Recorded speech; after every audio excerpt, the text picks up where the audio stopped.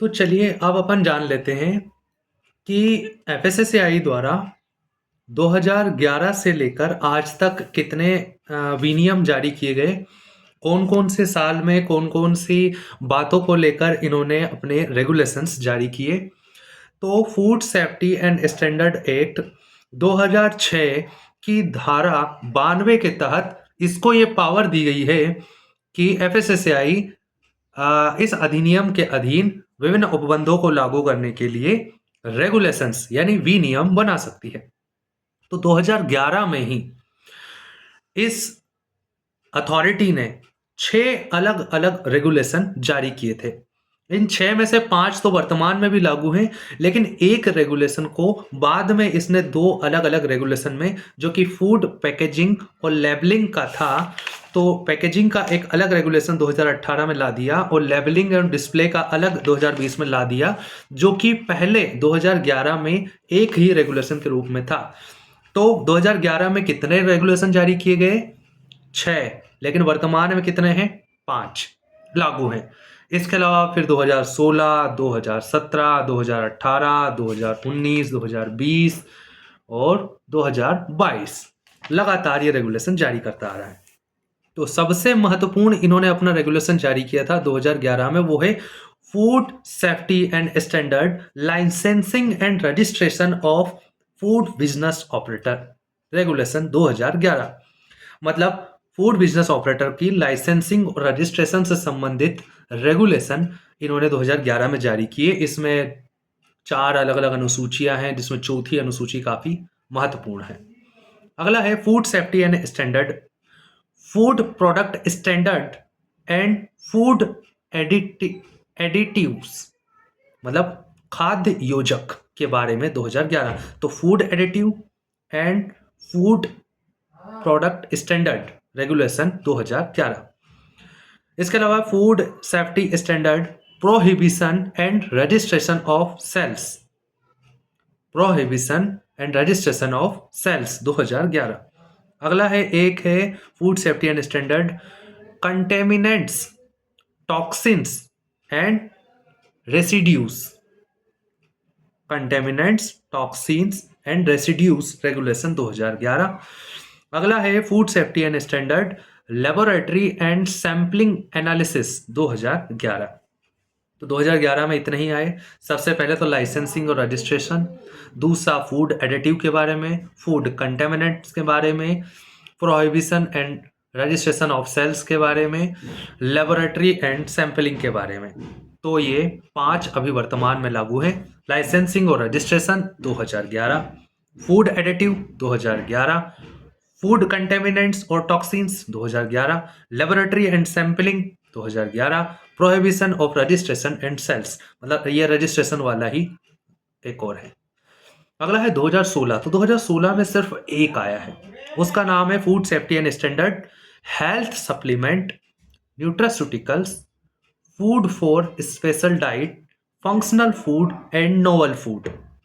तो भाई ये सब 2016 में है। इतने सारों का एक रेगुलेशन बना दिया।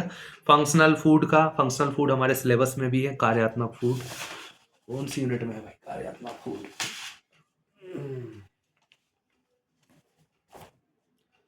तो फंक्शनल फूड यूनिट 9 में अपना, और न्यूट्रास्यूटिकल्स भी है। तो nutraceuticals and functional food, health supplement, food for special diet और नोवल फूड, इन सब के बारे में रेगुलेशन 2016।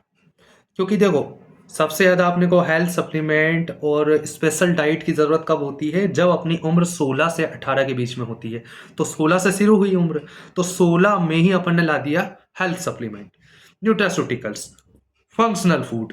तो ऐसे हम याद रख सकते हैं कि 2016 में न्यूट्रास्यूटिकल्स, फंक्शनल फूड और हेल्थ सप्लीमेंट के लिए रेगुलेशन आया था। अगला है 17। तो 17 भाई खतरा। अब इसमें खतरा क्या काय पाया? एक तो फूड रिकॉल, मतलब जब अपन ने खराब फूड बाजार में बेच दिया, तो अब ऐसे में हो गया खतरा, तो अब इसको मंगवाने के लिए वापस अपन क्या करेंगे? रिकॉल करेंगे। तो फूड रिकॉल प्रोसीजर रेगुलेशन 2017, क्योंकि हो गया था खतरा। अगला, अगर अपन गलत फूड आयात कर लेंगे, इंपोर्ट कर लेंगे, तो उससे भी हो जाएगा हमको खतरा। तो इसलिए हमने इंपोर्ट, फूड इंपोर्ट पर रेगुलेशन बना दिया 17 में। अगला अगर हम जेनेटिकली मॉडिफाइड फूड अगर खाएंगे या ऑर्गेनिक फूड खाएंगे तो ऑर्गेनिक फूड से भी हमें नहीं होगा खतरा। ऑर्गेनिक फूड खाएंगे तो हमको क्या होगा, नहीं होगा खतरा, इसलिए हमने बना दिया 17 में। तो ऑर्गेनिक फूड जैविक भोजन के ऊपर है रेगुलेशन 2017 में। तो 2017 में 4 अलग अलग बनाए हैं। एक तो फूड रिकॉल, क्योंकि खतरा है, आयात करेंगे तो खतरा है, जैविक भोजन अगर करेंगे तो खतरा नहीं होगा, और नॉन स्पेसिफिक फूड और food ingredient. Non specific, specific food अगर आप यूज नहीं करोगे तो भी क्या होगा, खतरा। तो इसलिए 2017 में 4 अलग अलग रेगुलेशन आए, food recall, import, organic food और नॉन स्पेसिफिक फूड। अगला है 2018। 2018 में food safety and standard alcoholic beverages regulation. तो एल्कोहलिक बेवरेजेस मतलब कि जो शराब वाली चीज़ें हैं उन पे 2018 में रेगुलेशन लाए। कैसे याद रख सकते हैं कि जैसे ही किसी की उम्र 18 साल हो जाती है वो ठेके पे जाके दारू ला सकता है। तो 18 होते ही अपन ने एल्कोहलिक बेवरेजेस चालू कर दिए। 18 होते ही एल्कोहलिक बेवरेजेस चालू कर दिए। इसके अलावा 18 में ही हमें क्या चाहिए, मजबूती। डेवलप हो चुका है 16 में अपन ने स्पेशल डाइट ला दी, अब 18 में उसको मजबूत करना है शरीर को, तो फूड फोर्टिफाइड करना है, फोर्टिफाइड, तो फूड फोर्टिफिकेशन 2018। इसके अलावा फूड सेफ्टी ऑडिटिंग। अब अपन गणना भी तो करेंगे भाई, इतने सारे ला दिए अपन ने, इसको चेक तो कर लें कौन सा कहाँ तक लागू है, क्या हो भी रहा है कि नहीं हो रहा है। तो फूड सेफ्टी ऑडिटिंग 2018। अगला है food safety and standard recognition and notification of laboratory. मतलब लेबोरेटरी के नोटिफिकेशन के लिए क्या प्रोसीजर रहेगी, वो भी अपन ने 2018 में। तो ऑडिटिंग कहाँ करेंगे, लैब में करेंगे, तो ऐसे याद कर सकते हैं अपन। इसके अलावा food safety advertising and claim, advertising and claim विज्ञापन से संबंधित प्रावधान अपन ला दिए 2018 में। इसके अलावा पैकेजिंग से संबंधित प्रावधान अपन 2018 में ला दिए। तो 1 2 3 4 5 6, 2011 में भी 6 लाए थे लेकिन वर्तमान में 5 हैं। 2018 में भी अपन 6 लाए और 6 के 6 लागू हैं। अब 6 में सबसे पहले तो 18 की उम्र हो गई है तो आप दारू ला सकते हो, तो एल्कोहलिक बेवरेजेस से संबंधित। 18 में अपने को फोर्टिफाइड करना पड़ेगा शरीर को, तो फूड फोर्टिफिकेशन रिलेटेड।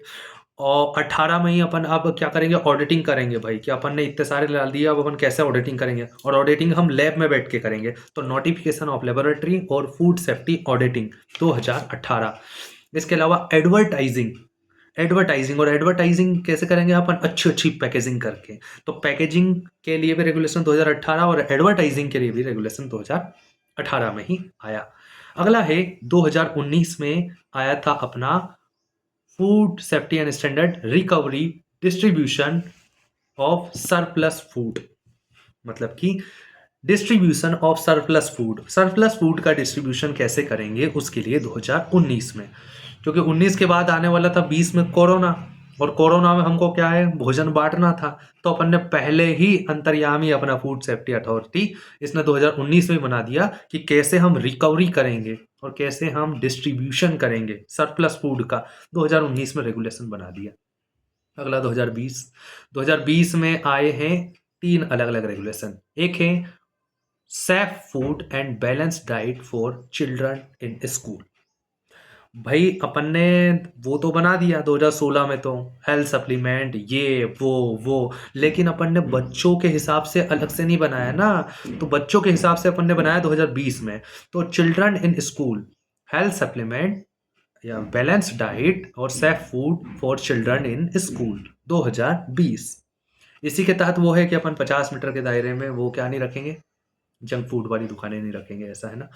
अगला है food safety and standard food for infant nutrition. भाई बच्चों के लिए आ गया, बच्चों में शिशुओं के लिए भी तो ला दो। तो शिशुओं इन्फेंट न्यूट्रिशन मतलब शिशुओं के खाद्य के लिए जो चीज़ें 2020 में ला दी। इसके अलावा 2020 में ही लेबलिंग एंड डिस्प्ले, जो 2011 में अपन ने तोड़ा था उसको, तो 2018 में पैकेजिंग अलग कर दिया और 2020 में लेबलिंग एंड डिस्प्ले अलग कर दिया। अगला है अपना 2022 में आया था आयुर्वेदा आहार, और 2022 में ही आया है वीगन फूड से संबंधित।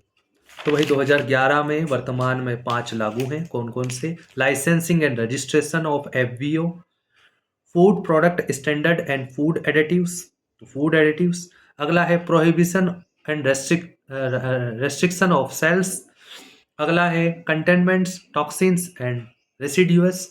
अगला है लेबोरेटरी एंड सैम्पलिंग एनालिसिस, ठीक है ना, laboratory and sampling analysis. Laboratory का नोटिफिकेशन 2018 में आएगा, लेकिन लेबोरेटरी एंड सैम्पलिंग एनालिसिस 2011 में। अगला 2016 में आया health supplement, nutraceuticals, food for special diet, functional food and novel food. अगला 2017 में खतरा। खतरा कैसे आ गया? फूड रिकॉल करेंगे खतरा, आयात करेंगे तो खतरा, ऑर्गेनिक फूड का सेवन करेंगे तो खतरा नहीं होगा, और नॉन स्पेसिफिक फूड और फूड इंग्रेडिएंट्स का इस्तेमाल करेंगे तो खतरा। अगला है 18 में एल्कोहलिक बेवरेजेस, दारू ले सकते हो आप।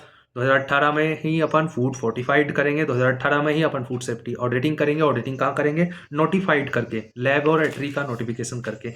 एडवर्टाइजिंग करेंगे 18 में, और पैकेजिंग करेंगे 18 में। पैकेजिंग, लेबलिंग और डिस्प्ले अपन 2020 में करेंगे।